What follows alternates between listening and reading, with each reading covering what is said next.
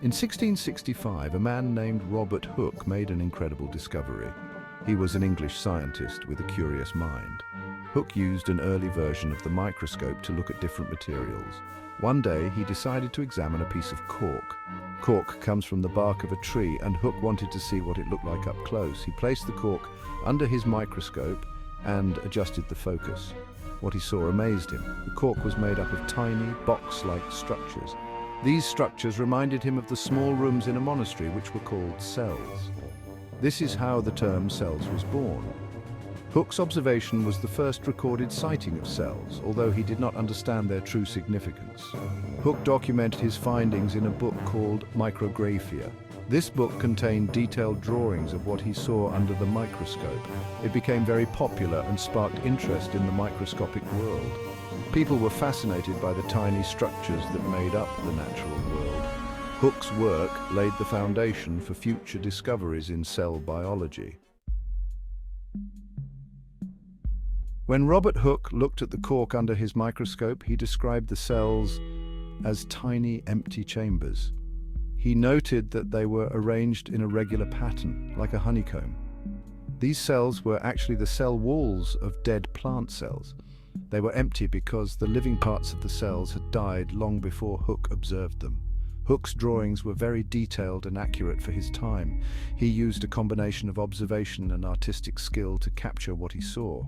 His descriptions included measurements of the cells and notes on their structure. This attention to detail helped others to understand and verify his findings. Although Hooke did not realize it, he had discovered the basic unit of life. His work showed that living organisms were made up of these tiny cells. This idea was revolutionary and changed how scientists thought about life. Before this, people believed that life was a single continuous substance. Hooke's discovery showed that life was made up of many small individual units. Hooke's observations were the beginning of a new field of science. His work inspired other scientists to look more closely at the natural world. It also led to the development of better microscopes, which allowed for even more discoveries. Robert Hooke's discovery of cells in cork was a turning point in science. It led to the development of cell theory, which is one of the most important principles in biology. Cell theory states that all living things are made up of cells. It also states that cells are the basic unit of structure and function in living organisms. This theory has helped scientists understand how life works at a fundamental level. Hooke's work showed that there was more to life than what could be seen with the naked eye. It opened up a whole new world of microscopic life. Scientists began to study cells in more detail, leading to many new discoveries. They found that cells have different parts, each with its own function. This helped to explain how living organisms grow, reproduce, and perform various functions. The discovery of cells also had practical implications. It led to advances in medicine, agriculture, and other fields. For example, understanding cells has helped scientists develop new treatments for diseases. It has also helped them improve crop yields and develop new technologies. Hooke's discovery was just the beginning. It set the stage for many more discoveries in cell biology. His work showed the importance of careful observation and documentation. It also highlighted the power of technology in advancing scientific knowledge. Section 4: Contributions of Matthias Schleiden and Theodor Schwann. In the 1830s, two scientists named Matthias Schleiden and Theodor Schwann made significant contributions to cell theory. Schleiden was a botanist who studied plant cells.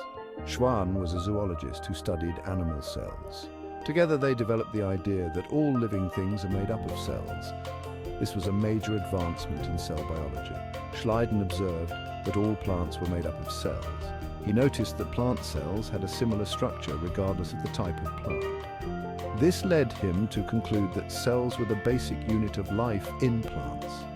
Schleiden's work was groundbreaking because it provided evidence that cells were a universal feature of living organisms. Schwann extended Schleiden's work to animals. He found that animal tissues were also made up of cells. Schwann's observations showed that cells were not just a feature of plants, but of all living organisms. This was an important step in the development of cell theory. Schwann also proposed that cells were the basic unit of structure and function in all living things. Together, Schleiden and Schwann's work provided strong evidence for cell theory. Their discoveries showed that cells were the common building blocks of all life. This idea was revolutionary and changed the way scientists thought about life. It also laid the groundwork for many future discoveries in cell biology. Section 5. Advances in microscopy and understanding cells. Since the time of Hooke, Schleiden and Schwann, there have been many advances in microscopy. These technological improvements have greatly enhanced our understanding of cells. Modern microscopes can magnify cells much more than early microscopes. They can also provide detailed images of the different parts of cells. One major advance in microscopy is the development of the electron microscope. Electron microscopes use beams of electrons to create images of cells. This allows for much higher magnification and resolution than light microscopes. Electron microscopes have revealed many details about cell structure that were previously unknown. Another important advance is the development of fluorescent microscopy. This technique uses fluorescent dyes to label different parts of cells. The dyes emit light when exposed to certain wavelengths, making the labeled parts of the cell visible. This allows scientists to study the organization and function of cells in more detail.